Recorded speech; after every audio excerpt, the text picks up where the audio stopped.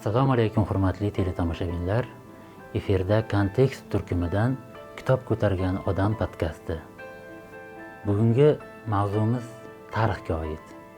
Tarixki o'tgan asrning boshlarida O'zbekistonda, umuman turkiy dunyoda paydo bo'lgan ulug' bir harakat, jadidchilik harakati haqida suhbatdoshimiz ana shu bobolarimizning nomlarini oqlash, ularni bugungi kunga qaytarish yo'lida harakat qilayotgan jadidshunos olim, tarixchi Bahrom Irzayev bo'ladilar.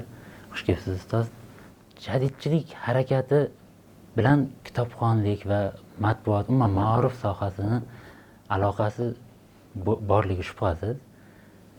Jadidlar davrida kitob chop etish, matbuot nashrlarini tashkil etish qanday bo'lgan? Bu jarayonda metinatlikning o'rni qanday bo'lgan? Shu masaladan boshlasak. Turkiy dunyoda jadidchilik harakati deb aniq yo'naltirib yuborildi. O'ylayman bu turkiy dunyo bilan ham bog'lash sal nima bo'lishi mumkin. Masalan, o'sha Erondagi yoki bo'lmasa arab dunyosidagi yoki sharqdagi uyg'onish deb aytish mumkin. Lekin katta nuqtalardan bittasi o'sha biz bilganimiz Qursaviylar yoki Jaloliddin Afg'oniylardan tashqari turkiy dunyoda ham tanzimotga o'xshab bu Turkiya bilan bog'liq bo'lishi mumkin. Ya'ni g'arbning uyg'onib ketayotgan, o'zib ketayotgan ilg'orligini sharqdagi mustamlakachilikning bir norozilik yoki bo'lmasa o'shandan chiqish yechimi. Lekin yana bir so'z borki, mujaddidiya. Mujaddidiya bilan jadidchilik tagida jadid yotibdi. Mujaddidiya sal oldinroq, ya'ni aytishimiz mumkin tanzimotdan ham hatto oldinroq bo'lgan, aynan markazlaridan biri Buxoro bo'lgan bir harakat.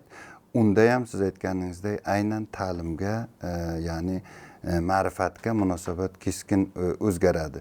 Ya'ni biz mujaddidiyani jadidchilikning birinchi bosqichi deb aytishimiz mumkin va unda asosan o'sha Hindiston ta'siri kuchli, ya'ni Hindistonni Boburiylardan o'sha inglizlarning bir qanaqadir bosimi va Yevropani bular Hindiston orqali his qildi. Ya'ni hali chor mustamlakachiligiga tushmasdan ancha avval va Buxoroda bir katta madrasalar, katta bir to'lqin paydo bo'ladi. Bu tasavvuf bilan bog'liq edi. Ya'ni bir qarshilik. Ikkinchisi o'sha bizda mashhur bo'lgan jadidchilik harakati. Ular o'zlarini albatta jadid demaydi. Jadid degan kim uchundir iftixor bo'lsa, aksar mutaassib desak to'g'ri bo'lmaydi. O'sha qanaqa muhofazakorroq qatlam uchun bir notanish odamlar. Sababi biz o'ylayotgan jadidchilik faqat bolani maktabga berib tezla o'qitish emas.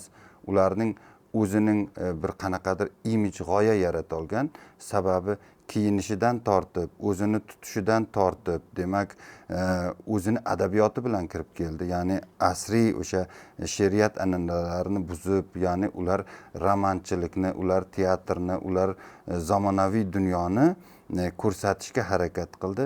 Shu gapning o'zidayoq boya metsenatlik deganingizga bog'lashimiz mumkin. Bu pul degani. Ya'ni pul uchun kurash. Jamiyatning noroziligining, ya'ni an'anaviy hayotidan, u ma'lum bir sinf yoki ma'lum bir hukmron toifaga nisbatan emas, hukmron qarashlarga nisbatan, o'zini zamoni o'tayotgan bir butun bir tizimga nisbatan norozilik sifatida. Biz buni qayerda ko'ramiz? Fitratning 900-yilning boshida, o'sha 1909-10-11 yillarda bular nimaga Turkiyaga o'qishga borgan paytda bir Anjumani Saodat degan bir talabalar tashkiloti bo'lgan va buni pulini asosan Buxoroda o'sha Mansurovga o'xshagan Buxoro qorako'lchi boylari ta'minlagan va ular nafaqat o'sha nima bilan, ular chop qilgan kitoblari bilan nafaqat Buxoro zaminiga, butun Turkistonga yoyadi va ko'rinib turibdiki, bu yaxshigina xarajat. Aytishimiz mumkinki, jadidchilikning tayanch nuqtalaridan bittasi, demak, bu pul.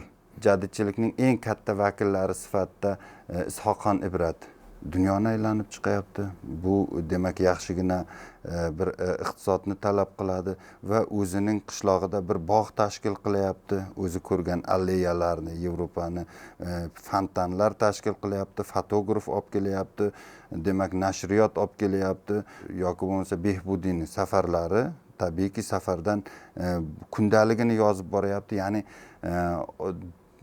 ongni o'zgartirish, ong inqilobi. Xuddi shu narsa demak tabiiy bu sovet tarixchiligi tomonidan nima dedi? Milliy burjuaziya dedi.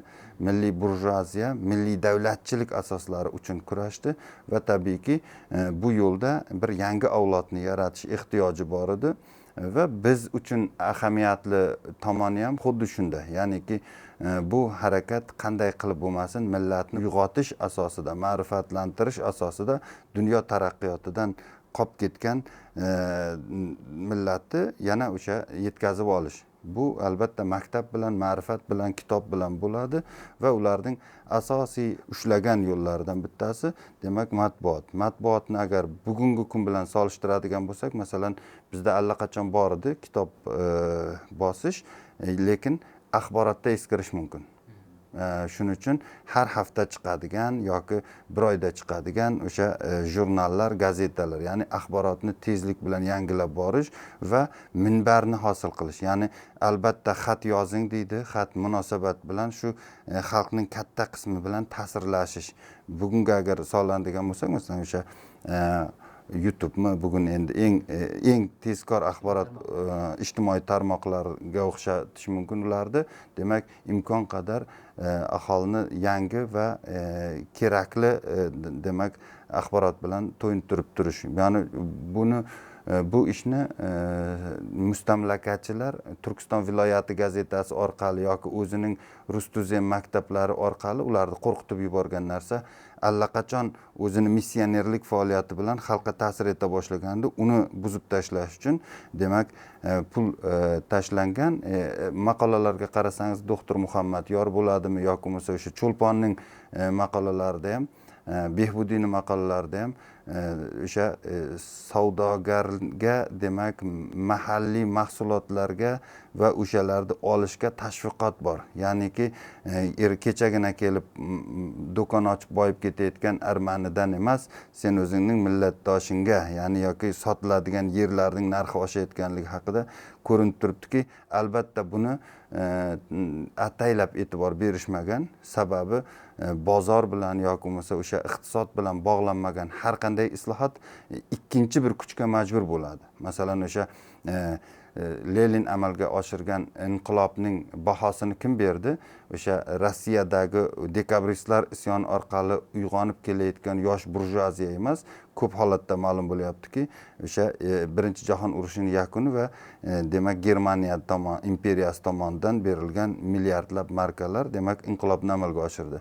Shunday mahalliy demak manbaga asoslanmagan islohot tashqi bir moddiy yordamga muhtoj bo'ladi va bu amalda o'sha xalqning zarariga xizmat qiladi. Odatda aytiladigan gap bizga taraqqiyotni mustamlakachilik olib kelgan degan. Lekin bu yoqdagi bizda hozir aytgandek jadidiy harakati haqida ommaviy ma'lumot yo'q. 19-asr oxiri 20-asr boshidagi tabiiy uyg'onish jarayoni ekanligi va shu uyg'onish jarayoni avval ma'rif ta'limdan boshlanib, keyinchalik alohida dasturga ega siyosiy harakatga aylanishi haqidagi ma'lumotdan ko'ra omma orasida shu bizga mustamlakachilar taraqqiyot olib kelgan degan qarash ustunda. Ongli aholi qatlami buni biladi, lekin ommaviy ravishda buni biz tushuntirishimiz kerakmi? Shuning uchun ham ko'pincha mana hozir suhbatga o'xshagan suhbatlarda ba'zi bir fikrlarga e'tirozlarni sezib qolamiz. Masalan, Amir Olimxonning yoki bo'lmasa uning otasi Abdulahad zamonida Buxoroda jadidchilik, o'sha Ismoilbey G'aspralni kelishi va ularni demak moliyalashtirganligi haqidagi gaplarni aytganimizda o'sha kam tarix haqidagi bilimga ega bo'lgan insonlar nimaga aynan jadidlarning dushmanidan qahramon yasamoqchi bo'lyapsizlar degan yoki bo'lmasa birinchi Feruz olib kelgandi Xorazm hududiga matbaani mustamlakachilar emas va u demak qariyb 100 ga yaqin insonlarni tarjima bilan shug'ullantirib yoki bir adabiy muhit yaratib, uni orqasidan demak o'sha Islomxo'jani islohotlar dasturi hammasi Islomxo'ja yosh xivaliklarning umuman Xivadagi jadidchilik harakatining birinchi raqamli homiysi va o'sha boniysi deb aytishimiz mumkin. Behbudiyni demak Samarqandda xuddi shunday deb aytadigan bo'lsak, Buxoroning o'zida ham xuddi shunday juda katta, hatto Qushbegini o'zi, Amirning o'zi demak bu jadidchilik harakatining boshida himoyachisi bo'lganligini va shu orqali demak mustamlaka zanjirlarini yumshatmoqchi bo'lganligini demak aytadigan bo'lsak, bunga yo'q, ya'ni o'sha 70-yillarda soxta tarix va soxta targ'ibotning, kommunistik tashviqotning oqibatida demak siz aytayotgan fikr bo'lyapti-da. Aslida vaziyat ancha boshqacha. Masalan, bitta misol bilan aytaman.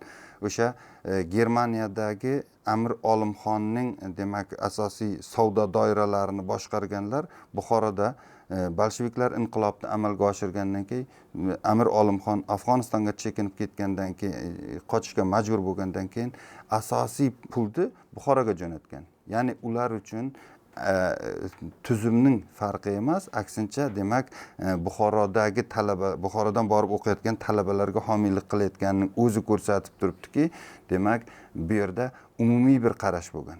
Yoki bo'lmasa Usmonxo'janing borib Amir Olimxon bilan uchrashuvlari, yoki bo'lmasa o'sha Davlatmandbek biyning Fayzulla Xo'jayevga armiya bo'lib kirishga harakatlari, bularning hammasi ko'rsatib turibdiki, yagona bitta o'q bor edi.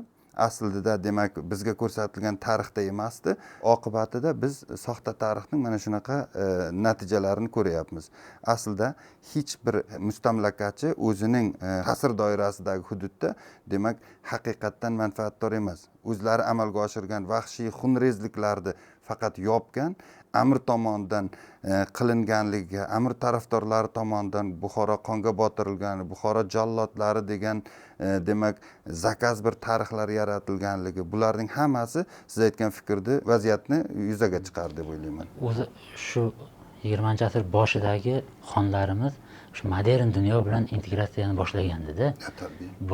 Yuz berib bo'lgan voqeani tahlil qilish unchalik to'g'ri emas, lekin agar bizda o'sha bolsheviklar inqilob bo'lmaganda yoki xonliklar ag'darilmaganda, tabiiy ravishda xonliklar tuzumida tabiiy respublikaga aylanish jarayoni, parlamentlarga navbat boshlangandida va o'sha jadidlar harakati bevosita o'sha xonliklar tuzumini ichida davlatni, xalqni, milliy tafakkurning yangilanishini yo'l ochib yuborgan bo'lardi deb aytsak bo'ladi, to'g'rimi? Albatta bitta narsa to'g'ri. Biz mana Turkiston muxtoriyatiga qarasangiz, Sharqda hali u zamonda demak birinchi parlament tuzilishiga qaraladigan bo'lsa, bir paytda hamma millatlarning manfaatlari aks etgan, bir paytda o'sha maromnomasini o'zida Yevropa davlatlaridagi o'sha konstitutsiyalarning asosiy, garchi ular ham amal qilgan, amal qilmagan bo'lsa ham, demak ulardagi bor inson huquqlari deysizmi, millat huquqlari deysizmi, dinlar huquqi deysizmi, ya'ni 17-yildagi gap edi. O'sha bironta dinga ustuvorlik berilmaydi demak degan so'zlar, yoki bo'lmasa birorta millat kamsitishga, birorta inson nohaq demak ma'lum soatgacha ushlab turishga haqqi yo'q degan gaplar. Ya'ni o'sha paytda insoniyatning eng katta qadriyatlarini maromnomada o'z aksini topishi ko'rsatib turibdiki va ular bir kun bo'lsa ham shunday demak bayroq ostida yashaganlari ko'rsatib turibdiki, demak g'oya odamlari bo'lib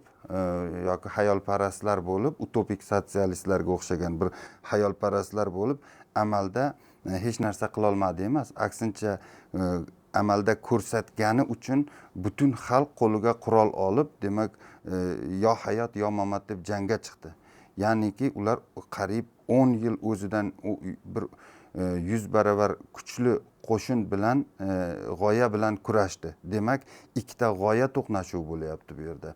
Ko'rinib turibdiki, jadidchilik harakati bu zamonaviy katta bir g'oya va bu g'oyani demak tugallanmay qolishiga birgina Lenin yoki Stalin Sovet demak davlati emas, Sovet davlatining mana shu xunrezliklarni amalga oshirishiga qarshilik qilmagan dunyo ham bor. Masalan, olaylik o'sha Afg'oniston yoki Eron tomonidan kelishi mumkin bo'lgan demak yo'llarning bekitilganligi yoki bo'lmasa bu yerda shunaqa stalinizm kuchayib borayotgan paytda Amerikaning eng katta kompaniyalari SSRda harbiy zavodlarni qurayotganligi, dunyoni titratgan 10 kunga o'xshagan tashviqot maqolalarining o'sha targ'ibot qilinayotganligi bu narsa ko'rsatadiki, dunyoda ma'lum bir kuchlar demak Sovet davlatini qurishdan manfaatdor bo'lgan. Ya'ni birinchi jahon urushida tugallanmay qolgan ishini tugallab qo'yish. Ya'ni mustamlakachilik yangi dunyo tartibi uchun bu Sovet davlati kerak edi va shuning uchun ham bu yashadi va bugungi kungacha ham Ikkinchi jahon urushidan keyingi tartibot endi o'zini eskirganligini yoki adolatsizlikni ustiga qurilganligini ko'rsatyapti. Shu uchun ham men aytishim mumkinki, jadidchilik harakati Yevropa mustamlakachiligining yuzini ochdi. Bu birgina Rossiya bilan bog'liq emas. Demak, butun dunyoni ustida demak shunday. Hozirgi kunga kelib dunyo ancha ta'sirchanroq bo'lyapti. Dunyoning biror burchida, masalan, biz 100 yil oldin jadidchilik harakatida bir yaxshi orzu, yaxshi harakat bo'lgani uchun bemalol gapiryapmiz. Lekin o'sha paytda amalga oshirilgan qirg'inlarni biz ko'rsatadigan bo'lsak, dunyo chiday olmaydi. Aql bovar qilmaydigan darajada demak bir millatni ustidan tozalash o'tkazildi, genotsid o'tkazildi. Buni biz hali da'vo qilish u yoqda tursin, hali ochiq oydin ko'rsatib ham bera olganimiz yo'q. Demak, ko'rinib turibdiki, buni demak orqasida juda katta bir geopolitik o'yinlar bor. Ismoil Gasperali o'sha usuli jadidni tatbiq qildi, taklif qildi. Aynan o'sha ma'ruf sohasidagi uyg'onish uchun asos bo'lgan islohotlardan biri. O'sha yo'nalishdagi darsliklar, kitoblar, matbuotni jadidlar taklif qilyapti. Aholini qabul qilish qanday bo'lgan o'sha paytda? Keyinchalik o'sha yangi lotin alifbosiga o'tish haqida tashabbuslar ham jadidlarni tashabbusi. Ana shu jarayonlarda o'sha ma'ruf sohasidagi islohotlarni aholi orasida yoyishda qanday qiyinchiliklar bo'lgan? Ismoilbek Gasperali Behbudiyni o'zi tanagan o'sha jadidchilik harakatini otalaridan deb aytishadi. Lekin Ismoil Gasperaliga o'xshagan yana boshqa insonlar ham bor edi. Masalan, o'sha Abdurashid Qozi bo'ladimi yoki Muso Jorullo Begiyev bo'ladimi, Alkinlar bor, o'sha Vaqt gazeta jurnallari umuman bu harakatni ichida Ismoilbek Gasperalini o'rni baland. Endi buni ko'proq yana bir Moskvani ta'siri deb aytishimiz mumkin. Ikkinchi bir narsa bor, masalan, o'sha 18-yillarda bu niholni, bu go'zal niholni kim olib ekdi degan savolni qo'yadi o'zini maqolasida o'sha G'ozi Yunus va uning niholini Istanbuldan olib kelib ekkanlar deydi. Ya'ni ko'rinib turibdiki, 9-12-yillardagi o'sha Buxorodan bir guruh, Xorazmdan borgan talabalarning ta'siri ham borda. Ya'niki undan oldin maktabchilikda. Endi Ismoilbek Gasperalining maqsadi nima edi? Yo'qolib ketayotgan tatar millatining, tatar davlatchiligining demak saqlab qolish, o'sha madaniyat sifatida saqlab qolish orzusi bor edi. Shuning uchun demak qisqa muddatda bu usul bilan, usuli saftiya bilan bolalarning savodini chiqarish, shu orqali demak millatni tezroq ma'rifatga yaqinlashtirish, ya'ni o'sha qoloqlikka barham berish. Endi bu gazeta orqali ayniqsa o'sha uning tarjimoni butun yoyildi va undan bizda masalan No'g'oy maktablari derdi. Ularni jadid maktabi demagan.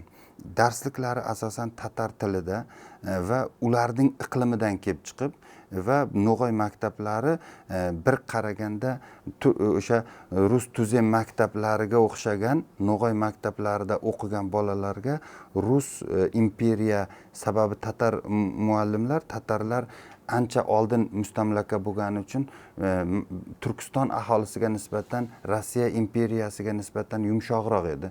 Shu uchun mustamlakachilar uchun No'g'oy maktablari ko'p xavf hisoblanmagan. Taxminan bizlarga muhabbatliroq bir demak o'quvchilarni yetkazib beradi. Eski maktab madrasadan ko'ra demak bizga moyilroq bo'ladi, chunki o'sha umumiy mafkurada umumiy matematika bo'ladimi, dunyo geografiya bo'ladimi kabi fanlar bor.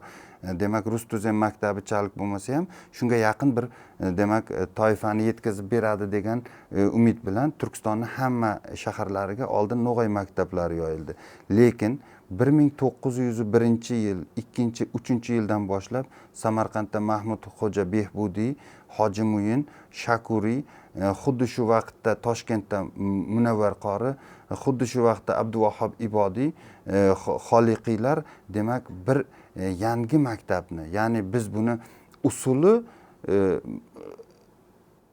Ismoilbek G'asparalining usuli. Lekin darsliklari bular talab qildiki, o'zbek bolalari uchun o'zbek tilida darslik yarating. Ya'ni No'g'ay darsliklaridan farq qilsin, bu bir.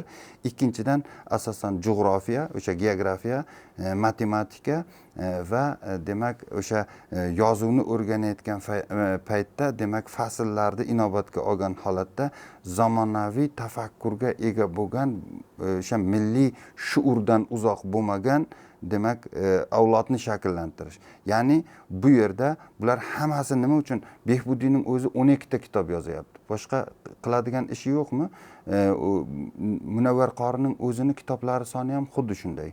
Yoki bo'lmasa barcha har bir o'qituvchidan bu vijdon masalasi deydi. Ya'niki bir standart asosida emas. Maqsad bola bilan demak muloqot qilish, o'qituvchi bolani demak ya'ni bu yerda o'sha namuna maktabi Munavvar qorining namuna butun Turkiston shaharlariga, jadid muallimlariga, ya'ni bolaning o'sishida pedagogikadan ko'ra pedologiya bor. Ya'ni bolani o'ziga mas'ul qilib qo'yish. 4 ta 5 ta bola bo'ladigan bo'lsa, yoshi kattaroq, o'tkirrog'i, demak qolganiga yurish-turishni o'rgatish, o'qituvchiga yordamchi bo'lish. Mana shu yo'llar bilan demak ular eng qizig'i keyingi oliy ta'limni xorij bir ta'lim dargohida o'qish va ularning hammasiga qarasangiz, mana O'zbekiston Oliy sud raisi Sa'dulla Qosimov bo'ladimi yoki Germaniyada ta'lim olib kelgan kimyogar Sattor Jabbor bo'ladimi, Abduvahhab Murodiy bo'ladimi, keyinchalik O'zbekiston hukumatida ishlagan Akmal Ikromov bo'ladimi, bularning hammasi muallimlar. Birinchi boladan pedagog yasab oldi. Ya'ni insonga ta'sir etish har kimga emas, lekin ana undan keyin uni kasbga yo'naltirdi. Ya'ni mana shu ba'zida mashinasozlik yo'nalishiga ketganlar bor. Masalan, Ahmadjon Ibrohimga o'xshaganlar keyinchalik tog'kon sanoatiga, lekin u boshida o'qituvchi edi.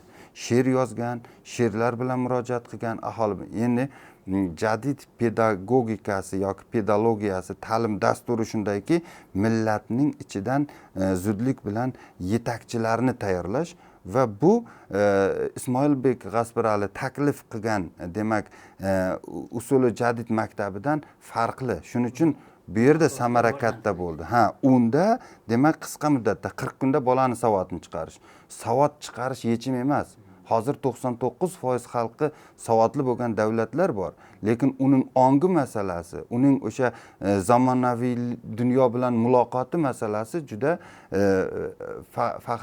faxrlanib bo'ladi, 99% darajada emas. Shuning uchun bolalarning o'rtasida, bularda demak asriy o'sha ta'lim masalan mudarrislarning nimalaridan tajribalarini uyg'unlashtiryapti zamonaviy ta'lim bilan, zamonaviy pedagogika bilan. Shu ma'noda jadidchilik harakati bu qanday amalga oshirildi desangiz, to'g'ri, masalan Padarqushda Behbudiy ruxsat olish uchun, senzuradan ruxsat olish uchun ozgina qiynalgan va chiqara olmagan ham, hattoki vaholanki nashriyotlar juda ko'p edi. Bular keyin o'zlari nashriyot ochishga kirishdi va o'sha nashriyotlari orqali demak ma'lum o'sha nimalarni inobatga olib, qarshiliklarni inobatga olib, ma'lum demak o'zlari nashriyot ochishning ma'nosi shunday edi. Va bu nashriyotlarda o'sha jadid darsliklarini ko'proq chiqarish va agar ikkinchi bir narsa, kimdaki maktabga murojaat qilayotgan bo'lsa, shubhasiz u siyosat bilan shug'ullanmoqchi. Ya'ni bir siyosiy yetuk xalqni tarbiyalash uchun biz bolaga ta'sir qilishimiz kerak. Haqiqiy ma'noda anglaydigan bir qatlam bo'lib yetishi mumkin. Siyosiy yetuk. siyosiy yetuk bo'lmagan odam kim bo'lgan taqdirda ham demak anglami juda past bo'ladi. Ya'ni o'sha juda tor taxassus deydi o'sha paytda. Mutaxassis endi tor yo'nalishga bo'lib qoladi. Faqat o'zi uchun yashaydigan yoki iste'mol jamiyati odam bo'lib qolishi mumkin. Shuning uchun imkon qadar ular adabiyotning kuchidan, tarixning kuchidan foydalanadi. E'tibor beringda, mana Xorazmda islohni boshlagan Abulg'ozi Bahodirxon hamma ishini yig'ishtirib qo'yib tarix yozdi. Sababi bu yerda nima uchun unga tarix kerak bo'ldi? Chunki yangi davlatchilikning asoslarini, g'oyalarini qurish uchun edi. Har doim hokimiyatga kelgan bir kuch o'zining tarixini yozadi va bu orqali jadidlarning birlamchi demak e'tibor qaratgan sohasi ham bu tarix bo'lgan.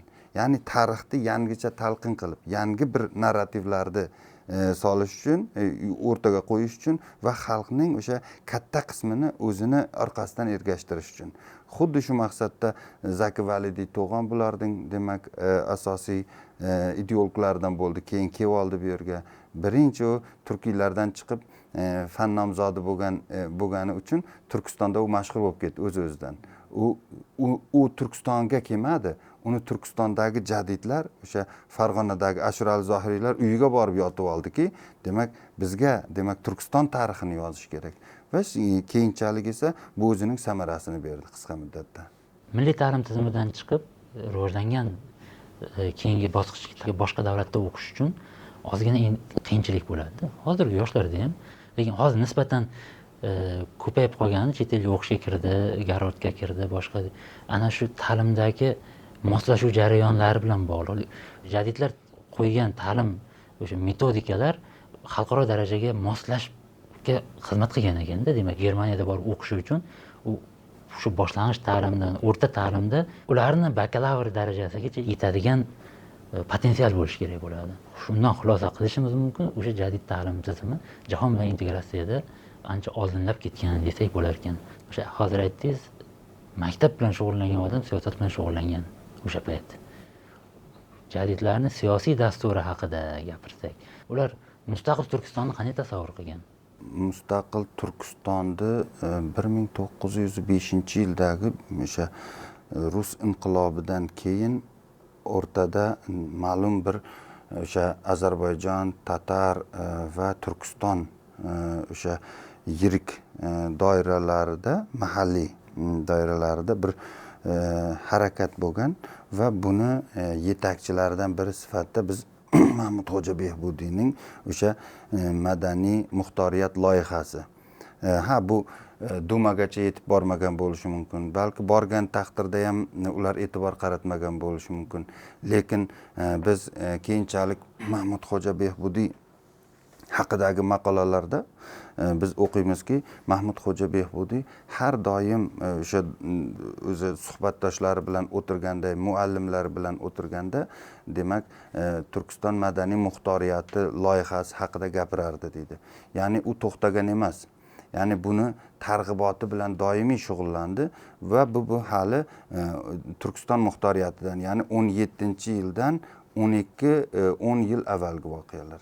Va mana shu 10 yillik faoliyatidan keyin demak Turkiston o'sha Turk Adam Markaziyat Federalist firqasi, Turkistondagi ilk siyosiy partiya va bu partiyani ham ular birdaniga olgani yo'q. Balki Yevropani ko'ramiz deganda, masalan, o'sha bir necha marta Finlandiyaga borib kelgan. Bir necha marta jo'natilgan va ularni olib kelib tarjima qilib dasturlarini o'rganib chiqqan Fransiyadagi siyosiy partiyalar va oxirgi xulosa shu bo'ladiki, yo'q, yaxshisi Musavvatdan olamiz. Chunki musulmon xalqimizga Yevropani partiyalarini demak darajasida asos qilib oladigan bo'lsak, bu yerda demak boshqa ta'sirimiz pasayib ketib qoladi va Musavvatning demak o'sha Pirmir Rasulzodani olib keladi, Muhammad Amin Afandizodani olib keladi. Bular Farg'onada o'sha birlashib olib bu maromnoma ishlab chiqilgan. Maromnoma aytdik, juda o'sha zamon uchun nihoyatda dolzarb edi. Hozirgacha ham masalan unda aks etgan nimalar oradan 100 yil o'tib ham ba'zilariga amal qilish juda qiyin. masalan o'sha yerning, o'rmonlarning, yer osti boyliklarining yoki bo'lmasa soliqning taqsimoti, davlatchilikning demak tamallari, xususiy mulkning muqaddasligi, masalan xususiy mulk Sovet davlatida bo'lmagani uchun haligacha masalan biz bilan o'sha snos deydi, boshqa deydi muammolar bor. U zamonlarda bu hech aqlga to'g'ri kelmaydigan darajada, ya'ni birovning xususiy mulkiga teginish shunchalik sharmandachilik hisoblangan. Ya'niki bu qonundan balandroqda. Keyin Sovet davlati shuni to'g'ridan to'g'ri mumkin ekan-ku degan narsani qabul qildi va haligacha demak u paytda aynan shu darajada demak jadid taraqqiyparvarlarning e'tibor berayotganligi ichkarida investitsion muhit yaratish. Ya'ni ular o'sha konsessiyalar berish, ma'lum bir sohalarda demak Britaniya bilan, Germaniya bilan Fayzullo Xo'jayev kasal bo'lgani uchun Germaniyaga borgani yo'q. Ularning demak iqtisodiy bilimlari ham, dunyo huquqiy bilimlari ham juda baland bo'lgan va ular ko'tarayotgan masalalar. Endi men yana bitta narsani aytaman, o'sha qisqa muddatda mana 1905-yil madaniy muxtoriyat 17-yilga kelib endi Turonga aylanib ketdi. 1909-yilda ham, 11-yilda ham, 12-yildagi Buxoroda chiqqan gazetaning ham nomi Turon. Yoki bo'lmasa kutubxonadan boshlab. Ya'niki Turon degan nima degan? Bu Amir Temur tuzgan davlatning nomi. Bu O'g'izxon tuzgan davlatning nomi, Afrasiyobning davlatining nomi Turon deydi tarixda.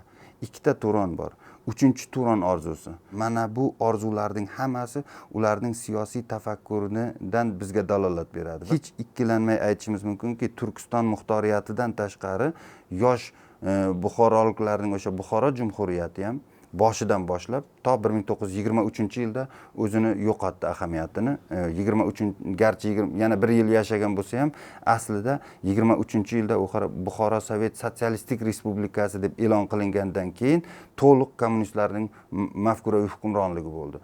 Ungacha pasportlariga qarang, ungacha demak o'sha nozirliklarning ish yuritish holigacha qog'ozlarimiz, ish yuritish qog'ozlarimiz balki endi kamaygandir, 80-90% rus tilida.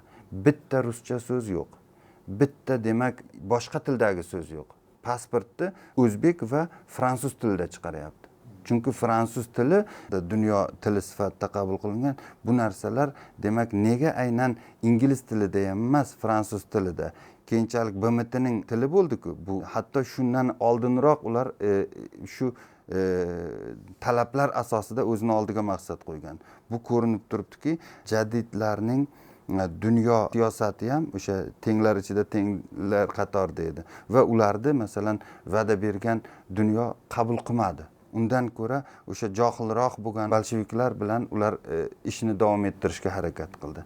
Ularning siyosiy orzulari qanday edi desangiz, ularning orzusi aytilgandek Turon edi, ularning da'vosi tarixiy da'vo edi. Nima uchun Fitrat Amir Temurga murojaat qilyapti? Nima uchun Chingizxonga murojaat qilyapti? Nima uchun u o'zini siyosiy da'vosida ularni ko'rishni istadi? U qaysidir bir mustamlakachi bilan u bitta o'sha imperiya, Rus Chor imperiyasi emas, boshqa dunyodagi bironta mustamlakachi, masalan inglizlar bilan jadidlar hamkorlik qilgan, boshqa bilan yo'q, hech kimda emas. Aynan o'zining tarixiy demak huquqlari bo'lgan bir Turonni orzu qilgan va bu yo'lda demak ular ketdi, oxirigacha shunday turgan. Hozir fransuz tili deganingiz men uchun yangilik bo'ldi. Chor Rossiyasini elita tili fransuz tili bo'lgan. U bizga rus tili orqali ta'sir qilayotgan davlatni o'zini elitasi fransuz tilida gaplashib turgan joyda o'sha hukmdor qatlamni intilayotgan darajasiga bular o'zini tenglashga harakat qilingan. Demak, ulardan Chor Rossiyasidan oshib dunyoga harakat qilish shu bitta fransuz tili elementida shu narsani his qildimda. Turon g'oyasi Ozarbayjon bilan aloqalar, tatarlar bilan aloqalar, bular shu orzuga umid berdimikan? Turon g'oyasi faqat Turkistonda emas, u Turon g'oyasi bo'lish uchun boshqa nuqtalardan ham signallar bo'lish kerak-da. Bunda jon bor. Masalan, Turon o'sha paytda Usmonli imperiyasida ham Turon haqida orzular bor edi. Sababi bu yerda Usmonlidagi orzuning boshqa bir yana bir jihati bor. Chunki juda katta xavf Yevropadan, hattoki o'sha nima ostida qoldi. Birinchi jahon urushidan keyin juda katta hududidan ayrilgan. Va bu demak ularda ham shungacha ham g'oya sifatida mavjud edi. Lekin Turkiston jadidlarining Turon g'oyasida bu Usmonliga taassub yoki bo'lmasa ularning qiziqtirganligining orqasidan deb aytish nima bo'lmaydi, asos bo'lmaydi. Sababi umuman Turkiston hech qachon o'zini masalan xalifa nuqtai nazaridan Istanbul bilan o'zini bog'lay olgan. Lekin madaniy markaz sifatida nimasini bergan emas. Turkiyaning madhiyasini yozgan. Yoki bo'lmasa Turkiyaga Yevropa madaniyat Bilqis o'zbek yoki bo'lmasa o'sha Uskudardagi o'zbek takkasi-yu nimadagi Istanbuldagi o'zbek takkasi, Abdulhamidxonning yoki bo'lmasa o'sha Esat Pasha general bo'lgan Chanaqqala jangi yoki bo'lmasa o'sha Hoji Mahkam demak ya'ni Turkiyaning o'zida Turkistonga bo'lgan bir nima bor edi, sevgi bor edi va ularning Turon deyilishiga sabab xuddi Cho'lpon o'sha Sakarya jangiga she'r aytganday, ya'ni Turkiyadagi mag'lubiyatdan yoki g'alabadan xursand bo'lib, o'sha Birinchi jahon urushida Turkiyaga bo'layotgan Turkiyadagi o'sha muvaffaqiyatsizliklardan qancha tashvishlangan bo'lsa, Mag'jan Jumaboyning o'sha bovurim sen u yoqda, men bu yoqda ketaylik oltin toqqa. Ya'niki Oltoyga ketaylik. Sen demak u o'sha Turkiyadagi bovuriga yozyaptiki, demak bu qon, bu suyak nimasi. Ya'niki uni orqasida bir siyosiy nimadan ham ko'ra bir o'sha g'oya ham yotgan. Sababi Turkiyada o'qib yurgan mana Xolid Saidxo'jayevni Ozarbayjonda juda hurmat qilishadi. Xolid Saidning taqdirining Ozarbayjonga bog'langanini sababi u Ozarbayjonga o'qituvchilik qilish uchun kelgani yo'q. Qo'liga qurol olib, talaba yigit demak jang qilish uchun keldi. Ya'ni yoki bo'lmasa Anvar Pasha turk subaylari Turkistonda bolsheviklar bilan urushni davom ettirib qo'yish uchun emas, balki o'sha ota yurt bo'lgan, yagona Turon bo'lgan bir vatanni. Bu yerda demak asosiy nuqtaga e'tibor berish kerak. Bu yerda Turon g'oyasi hamma uchun tarix nimasi. Chunki o'sha paytda yashab qolish muhim edi. Qanday qilib birgalikda demak bir-birini qo'llab-quvvatlagan holatda bo'ladi. Ya'niki hali dunyoni da'vo qiladigan. Bugun masalan Turon deganda ko'pchilik tashvishga tushayotgan sababi hammasi Birlashgan Millatlar Tashkilotida bayrog'i hilpirab turgan va juda katta aholi o'sishiga ega bo'lgan, iqtisodiy imkoniyatlari, demak harbiy imkoniyatlari ancha katta bo'lgan, resurslari boy bo'lgan bugungi turkiy davlatlar haqida gaplashmayapmiz. 100 yil oldin eng ishongani Turkiyaning o'zining taqdiri qil ustida turgan zamonda. Ya'niki u orzu. Bugungi kunda esa vaziyat ancha boshqa. Ya'niki o'sha Ikkinchi jahon urushi orqali hech qachon tan olinmagan musulmon dunyosi va O'rta Sharq, ya'ni bizning masalalarimiz hattoki o'zining dengizidan, o'zining demak imkoniyatlaridan foydalanishgacha, masalan temir yo'l qurilishini o'sha paytda taqiqlagan. Abdulhamidxonning rejasi edi o'sha Makkaga temir yo'lda borib haj qilish yoki bo'lmasa bugun musulmon davlatlarining ko'pchiligi uchun temir yo'l qurib azaliy 1000 yillik yo'llarni yo'q qilib tashlash bu dunyo mustamlakachi dunyoning qoidalari.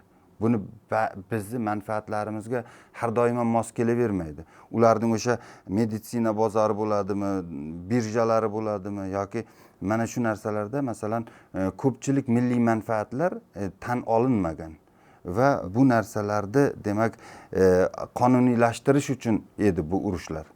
Biz masalan bugun shuni sezib turibmiz, qanchalik adolatli deb tushuntirilmasin, biz kechagi jadidlarning g'oyasiga, jadidchilikka nisbatan adolatsizlikni demak bu yakuniga yetmagan orzu va o'sha hisobi berilmagan demak jinoyat deb aytishimiz mumkin. 20-asrgacha butun turkiy dunyoni bog'lovchi bitta element yozuv bo'lgan. Eski o'zbek yozuvi turkiy dunyoda hammasi bemalol tushunish mumkin. 20-asrga o'tgandan keyin eski o'zbek yozuvidan lotin alifbosiga o'tish masalasi ko'tarilyapti. Ana shu ham shu modern holatda turkiylarni umumiy bir birligini bitta elementi, bitta asosiy belgilaridan biri bo'ladi degan tasavvur bo'lgan menimcha. Bakudagi qurultoy, o'sha paytdagi alifboni qaraydigan bo'lsak, Turkiyanikiga, Ozarbayjonga juda yaqin bo'lgan va juda qulay bo'lgan. Biz agar o'sha alifboda qolganimizda ham hozirgi holatimizdan ko'ra ularga ko'proq yaqinroq bo'larmidik. Arab alifbosi masalasi bu ancha avval sovetlar hokimiyatga kelishidan bemalol 100 yil oldin deb aytishimiz mumkin. Shunga yaqin Fathali Oxundov, bu Ozarbayjon ulamolari oldin Eron shohiga, keyin Turkiya sultoniga murojaat qilib latin alifbosiga o'tish taklifini bergan. Sabab bu yerda nega latin alifbosi desangiz, zamonaviy dunyoga integratsiya bo'lish. Ya'ni ular muammo arab alifbosida degan. Birinchidan bu Yevropaga bizga yaqinlashishga yoki bo'lmasa o'sha muhofazakor qatlamdan demak qanaqadir zamonaviylashtirish uchun kerak deb hisoblagan. Chunki sezgan, ya'niki ular kuchaygandan kuchayadi, bizning bir qoloqligimizni bir belgisi bo'lib qoladi degan va u Eron podshohi tomonidan ham, sulton tomonidan ham juda chuqur qaralmagan. Keyin ozgina vaqt o'tishi bilan bu gap tatar ziyolilaridan chiqa boshladi va endi nima muammo bordi arab alifbosida desangiz, haqiqatdan ham yangi dunyoda, masalan, hozir biz ko'rayotgan alifboda ham kamchilik bor. Albatta bizni nimamiz inobatga olinmagan, kirilda ham va latinda ham chuqur o'rganilmagan. Hozirgi biz foydalanayotgan latin ham demak ishlangan aqlli bir tadqiqotning natijasi emas, yana siyosatning natijasi. Arab tilida undoshga tushadi yuk.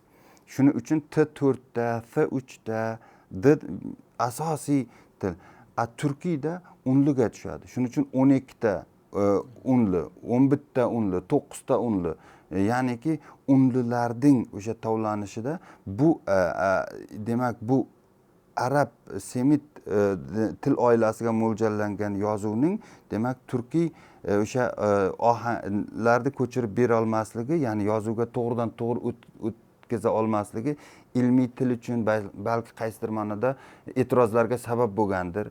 Balki Boburning til islohoti yoki bo'lmasa Amir Temurning Uyg'ur yoki nima yozuvdan foydalanishining o'zida ham balki bir nechta omillar bo'lishi mumkindir. Endi turkiy tillar uchun latin alifbosini moslashtirib isloh qilish, yagona bir alifboga o'tish masalasi 20-yillarda boyagi ko'rib chiqib aktuallashdi va o'sha 26-yildagi Baku qurultoyida keng. Shu davrda juda katta bizda olimlar ish boshlagan. Bu Elbeklar, masalan, o'sha Ashurali Zohiriylar ishtirok etgan, Abdulla Alaviy juda ko'p va ular 9 demak belgidan iborat 9 ta unlilik bir juda katta ishni amalga oshirdi va yagona nomi ham shunday edi. O'sha yangi turk alifbosi. Ya'ni unda yangi Ozarbayjon emas, yangi o'zbek emas, yangi qozoq emas. Bu yerda bizni ziyolilarimiz 1000 yillik meros masalasi qanday bo'ladi degan nima bilan avlodlarimiz o'qiy olmay qoladi deb, masalan, Munavvar qorilar ham Elbekni o'zi ham qarshi chiqqan. Bu sovetlarning demak siyosatiga xizmat qilib qo'yadi deb, lekin nima bo'lgan taqdirda ham ancha ish qilingan. Lekin Stalin umuman sovet ma'murlari sezib qoldiki, buni qabul qilib bo'lmaydi. Ya'ni bularning o'rtasida shu Otaturk ham aytadi, agar Turkistondagi turklar latinga o'tsa, shu shaksiz men ham o'taman deb zudlik bilan qaror bilan o'tib ketdi deydi. Maqsadki o'sha Turkiya qolib ketmasin. Chunki Ozarbayjon birinchi bo'lib o'tdi. Ozarbayjondan ozginadan keyin Turkiya o'tdi va keyin demak boshqa 26, 28, 29 ga kelib demak butun Turkiston ham o'tdi. Va oradan yana bir necha yildan keyin latinga o'tdi. Kirilga o'tib ketdi. Bu jarayonlar agar biz yagona alifboga ega bo'ladigan bo'lsak, aytganidek, masalan, turkiy dunyoning bir-birini tushunishi uchun yoki bo'lmasa yagona kutubxona yaratish uchun bir omil bo'lishi mumkin, yaxshi omil bo'lishi mumkin edi. Bu tajriba bor, jadidlar buni ishlagan ham. Bugungi turkiy dunyoni holatiga qaraydigan bo'lsak, boshida Turon g'oyasini aytdik-ku, asosan madaniy markaz O'zbekiston bo'lgan. Siyosiy bosimlar bo'lmaganda bu xalqlar o'z-o'zidan birlashib ketishini shu kecha kunduzdagi masalan Turkiston shahrida bo'lgan qurultoylardan ham ko'rishimiz mumkin. Yoki yaqinda endi 100 yil bo'libdi o'sha Baku qurultoyiga, 26-yil bo'lsa 100 yilligi nishonlandi. Va o'sha turkiy dunyoda yana o'sha umumturkiy alifbo masalasi o'rtaga chiqyapti.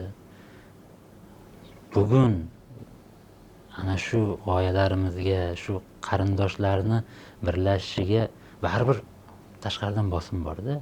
Bugun masalan birlashish juda osonga o'xshaydi-yu, negadir dunyo buni qanday qabul qiladi? Ikkinchi bir dunyoda ketayotgan jarayonni olaylik, masalan o'zlikning yo'qolib borishi, kimlikning yo'qolib borishi, globallashuv jarayoni. Globallashuvda bugungi kunda inglizning bolasi ingliz bo'lmayapti, yaponning bolasi yapon bo'lmayapti, hattoki Xitoy o'zining kechagi demak ko'rgan bolalarini bugun ko'rmayapti. Demak dunyoda yagona bitta qanaqadir o'sha hamma millatlar, madaniyatlar, chunki uni qulog'ida Afrikada aytilgan qo'shiq ham, Angliyada aytilgan, Yaponiyada aytilgan qo'shiq ham aylanyapti, filmlar ko'rilyapti va yagona qadriyat shakllanmayapti. Shunday nuqtai nazardan biz o'zligimizni saqlab qolishimiz lozim, mumkin bo'lgan bitta katta bir hudud bu Turon. Shu nuqtai nazardan bizda juda katta ehtiyoj bor. Bugungi ziyolilar va jadidlarning maqsadlari, dasturlari o'rtasida umumiyliklar bormi? Bugun shu millatni birlashtirishda nimalarni olishimiz mumkin? Yangi O'zbekistonni demak g'oyasiga eng demak mos-monand g'oya deb shaxsan prezidentning o'zi bir ma'ruzasida aytgandi. Ya'ni jadidlarning o'sha g'oyalari, jadidlarning dunyoqarashlari bizni yangi O'zbekiston bu nimalarda aks etadi desangiz, dunyoga ochiqlik. Demak, qardoshlar bilan yagona bir g'oya atrofida birlashish, ma'rifatni, madaniyatni, o'sha iqtisodiyotni, ya'ni qanaqadir bir dunyo doim dunyo yo nafratning ustiga yoki bo'lmasa katta bir nima deydi, ambitsiyaning ustiga, da'voning ustiga quriladi. Ya'ni bir qasos bir narsaga o'xshagan, bu endi diniy ko'rinishda bo'lsa o'sha terrorizmga o'xshab ketib qoladi, yoki bo'lmasa siyosiy ko'rinishda bo'lsa qanaqadir bir bosqinchi bir g'oyalarga. Lekin jadidlarda biz bu narsani sezmaymiz. Jadidlarda o'sha adolatning ustiga qo'yilgan dunyo bilan teng muloqotga kirish bugungi kunda bizni O'zbekistonda masalan maqsadlari ham xuddi shunga hamohang. Iqtisodiyotni, chunki biz baribir postkommunist davrdan endi o'tayapmiz va bu yerda bizga haqiqatdan ham o'sha 100 yillik dunyo taraqqiyotidan uzilgan 100 yillik ustiga ustak kommunistik mafkuraga o'xshagan mahdud bir demak soxta tarix, soxta bir nimalar bilan yashagan humanus soveticus deydimi? Ya'ni sovet odamini yaratgan, ular dindan o'zini shaxsiy milliy madaniyatidan mosuvo bo'lgan bir odamni yaratgan va ular bugungi kungacha o'zini demak orzusi bilan o'sha eski nima. Endi bizga kerakli bo'lgan narsa mustamlakachi dunyoda shundayki, masalan Afrika davlatlarining ba'zilari haligacha o'sha o'zining sobiq mustamlakachisining g'oyaviy ta'sirining ostida yashaydi. Va hatto bu narsani milliardlik Hindistonda ham sezish mumkin. Biz shunga o'xshagan ta'sirda qolmasligimiz uchun dekolonial targ'ibotni olib borishimiz kerak. Jadidlar bizni shundan qutqaradi. Eng yaxshi, ya'ni men shuni aytayapman desangiz odamlar ishonmaydi. Siz shu millatning bir qahramonining tilidan, asaridan bundan foydalansangiz, demak insonda bir shuur, bir g'urur paydo bo'ladi va o'shani uchun bizga Cho'lponning demak yoki bo'lmasa ularning bir qahramonligiga muhtojmiz-da. Sizni faoliyatingizning yana bir yo'nalishi bor. Bu o'sha jadidlar davrida qatag'on qurbonlarini oqlash. Bu jarayonda o'tgan yili jadid bobolarimiz oqlanganlar ro'yxatlarini e'lon qilinganda ko'pchilik aytgandi, Qurboshlar harakatichi o'sha vatan mustamlakachilikka qurol bilan qarshi kurashgan harakatida mana bu yildan ularni ham nomini eshityapmiz. Shu faoliyatingiz haqida ham ozgina gaplashsak. Bu jarayon qanaqa? Qaysi hujjatlarga asoslanadi? U hozirgi u paytdagi o'sha tergov hujjatlari, sud qarorlari bilan bugungi huquqiy tizim bilan o'rtasida munosabat qanaqa bo'lyapti? Bu juda qiziq nima. Haqiqatdan ham muzeyimiz faoliyatining bir qismi haqida gapirdingiz. Ya'ni keyingi davrlarda 5 yil davomida 1400 ga yaqin kishi oqlandi. Bularning ichida Ibrohimbek Loqay, bularning ichida boya aytganimiz Sa'dullo Qosimov, bularning ichida demak o'sha istiqlolchilik mana Sher Muhammadbekning, Muhammad Aminbekning yigitlari, Amirning demak dodxolari, o'sha generallar deymiz, To'qsobolar, Amir qarindoshlari, yirik ulamolar, Nosirxon To'ra yoki muftiy Sadriddin xonga o'xshagan. Ya'ni bular 89-yilda ham oqlanishi, reabilitatsiya qilinishi mumkin bo'lganlar ro'yxatda yo'q edi.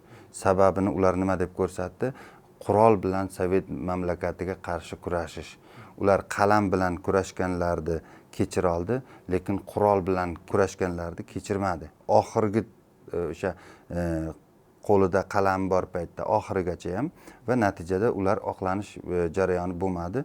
Prezident qarorida demak shunaqa insonlar bo'lsa, demak oqlanadi degan ko'rsatma bizga endi aytganingizdek huquqiy asos berdi va biz shu yo'nalishda demak muzeyimiz ilmiy xodimlari o'sha xavfsizlik arxivini titkilash jarayonida demak judayam bu ko'p ekanligi ma'lum bo'ldi. Albatta noroziliklar bo'ldi, albatta holigacha bunga demak e'tirozlar juda ko'p. Masalan, o'sha istiqlolchilar degan narsa shundayki, bu qurolli harakat bo'lgandan keyin hatto bizga sizlar bir paytda demak ham Sobir Rahimovni yoki Mirkomil Mirsharapovni milliy armiyani, ya'ni bu yerda bitta narsani ko'rish kerak, bittasi muftiyni bolasi. O'sha Ahad Muftiyzoda degan Mirkomil Mirsharapovning ofitserlaridan bittasi, demak yoki bo'lmasa Samarqanddagi eng katta qozini bolasi, yoki bo'lmasa butun maktabni bitirganlar hammasi Ochildovning ya'ni Samarqandda Abduqodir Shakuriy maktabining o'quvchilari deyarli hammasi istiqlolchilik harakatiga o'tib ketib qolgan. Germaniyada o'qib kelgan o'sha Qazbekov degani bor, Timur Qazbekov, u endi Muhammad Aminbekning bir qo'mondoni bo'lgan bir guruhida. Ko'rinib turibdiki, milliy istiqlolchilik kurashi o'zini xalqiga qarshi kurashgani yo'q. Hali biz xuddi shu fikrda demak Turkiston legioni haqida ham aytamiz. Ya'ni biz Moskvaning yoki bo'lmasa mustamlakachining o'sha kommunistik mafkuradan kelib chiqib demak qo'ygan talabini buzmagunimizgacha haqiqat ochilmaydi. Bu o'sha buzishga qaratilgan bitta harakat. Albatta bu davomli bo'ladi. Biror delo, masalan, xuddi shunday adolatsizlik qurboni bo'lgan, ya'niki o'sha o'zining o'zligi uchun, vatani uchun kurashgan insonlarni, demak, zulmga uchragan insonlarni oxirigacha oqlamaguncha bu harakat to'xtamaydi va ularga endi moddiy, ma'naviy zararni qoplash degan narsa bo'ladi. Ular demak keyingi bosqichda albatta demak mana shu masalani hal qilmaguncha adolat oxirigacha yakuniga yetmaydi va bu oqlov jarayonlari o'sha jarayonning boshlanishi. Reabilitatsiya to'g'risida qonun qabul qilinadi, u reviziya qilinadi o'sha davr va o'sha davrning demak bo'lgan demak qilingan ishlarni qilingan, demak qilinishi kerak bo'lgan ishlarni demak davom ettiriladi. Bu endi tarixiy adolat. Bu endi har bir o'zbekning mustaqilligi uchun, shu vatan uchun kurashgan ajdodlarning oldidagi mas'uliyati ham. Va bundan shu jarayonlardan xabardor bo'lgan, tarixdan xabardor bo'lgan odam albatta faxrlanyapti shunda. Endi shu jarayon bilan bog'liq bir savol bor. Shu oxirgi savol desak ham bo'ladi, ya xulosa o'rnida ham. Bugun dunyo o'zbek jadidchiligi, Turkiston jadidchilik harakati haqida qaysi manbalar asosida o'rganyapti yoki shu dunyodagi eng yaxshi, eng chuqur o'rganilgan deb qaysi manbalarni, qaysi olimlarni, qaysi xalqlarni bizni jadidchilik harakatimiz ko'proq qiziqtiryapti? Bu yerda biz qarzdor bo'lgan insonlar bor, minnatdor bo'lishimiz kerak bo'lgan insonlar bor. Bu olimlar. bu Hisao Komatsu bo'ladimi, yaponiyalik, yoki bo'lmasa Baldov xonim bo'ladimi, Germaniyadan, yoki Adib Xolid bo'ladimi, juda ko'p keladi, juda ko'pchilik o'sha jadidchilik tarixi bilan qiziqqan olimlar biladi. Undan tashqari tarjimonlik qilib o'sha o'tgan kunlarda dunyoga tarjima qilayotgan tarjimonlar bor. Bu olimlarning Olvorddan boshlab juda ko'p albatta dunyoda bu sohani o'rgangan insonlar, lekin bitta narsani biz aytish kerak, hech kim o'zining tarixini o'rganganchalik demak nima qila olmaydi. Ya'ni bu asosiy manbami ham shularning asarlari yoki asosiy manba bo'ladimi desangiz bo'lmaydi. Sababi ba'zisi masalan Milliy xavfsizlik arxiviga kirmagan, matbuot asosida o'rganadi. Ba'zisi demak xotiralarga, masalan Turkiyadagi aksar o'sha demak kitoblar, manbalar xotiralar asosida asoslangan va xotiralar oradan yillar o'tishi bilan demak yillar o'zgargan bo'lishi mumkin. Birlamchi, ikkilamchi masalan o'sha millionlab odam qochib chiqib ketayotgan paytda Turkistondan demak orasiga minglab josuslar ham jo'natilgan. Ular albatta Turkiya jamiyatida Turkistonda kechgan jarayonlarni demak o'zlariga aytilganday qilib yetkazish uchun juda ko'p xotiralar chop qilgan. Unday bo'ldi, Buxoro amiri unday qildi, keyin men bunday qildim, qochdim degan shunaqa asarlar ham bor. Shuning uchun bu davrni biz manbalar asosida va keng ko'lamda o'rganishimiz kerak. Buni og'zaki tarix bo'lib, hamma tarix vositalaridan, xotiralardan ham albatta foydalangan holatda, hali maxfiy deb turgan hujjatlarni ishga solgan holatda, xalqaro yozishmalar, bu yerda josuslar doimiy bo'lgan. Masalan, bitta narsa 20-yillarda Kastaneni Samarqandda yurgan, bunga o'xshagan yuzlab jurnalistlar, yuzlab nimalar bo'lgan bu yerda va ularning axborotlari bor.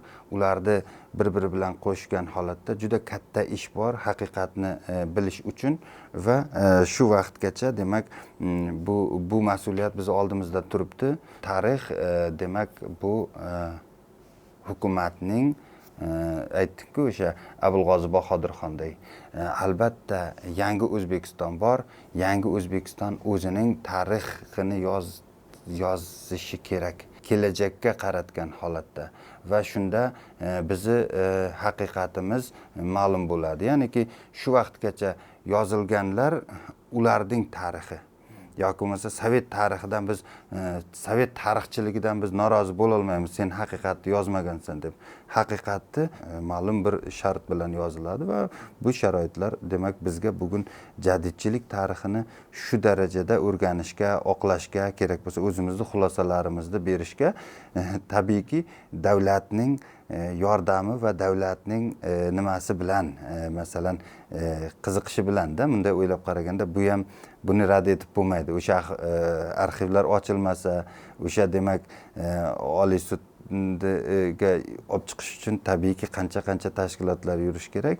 Demak, yangi O'zbekiston o'zini yangi tarixini yozishga kirishgan va bu tabiiy sharoit, tabiiy. Bahrom aka, suhbat uchun rahmat. Albatta bugun jadidlar haqida o'ta yuqori doirada va juda baland ovozda aytyapmizmi? Demak, o'sha aytganingdek yangi O'zbekiston o'zini tarixiy ildizlarini eng avval jadidlarda ko'ryapti. Va bu bugungi siyosatimizga eng mos siyosat tarixdan qayerda desak jadidlarga borib taqaladi. Umumiy suhbatni tinglab turib bir fikr keldi-da menga. 20-asr boshlaridagi siyosiy jarayonlarni o'ylasak, faqat jadidlar emas. Biz hozir jadidlar deyotgan qatlamchidan boshda aytganidek, qadimcha jadid degan qarashlar paydo bo'lib qoladi. Bu yoqda istiqlolchilik harakati bor. Yo'q, bu yoqda masalan Alixon To'ra Sog'oniylar bor, ular hech qaysi qatlamgan emas. Umumiy holatda 20-asr uyg'onishi desak o'ta to'g'ri bo'ladi deb o'ylayman. Biz uyg'onish haqida gapiryapmiz. Bizda 20-asrda bir uyg'onishimiz bor deb bemalol dunyoga baralla aytsak bo'ladigan buyuk tarix yaratib bergan bizga jadidlarimiz. Hurmatli teletomoshabinlar, efirda Kontekst turkumida Kitob ko'targan odam podkasti edi.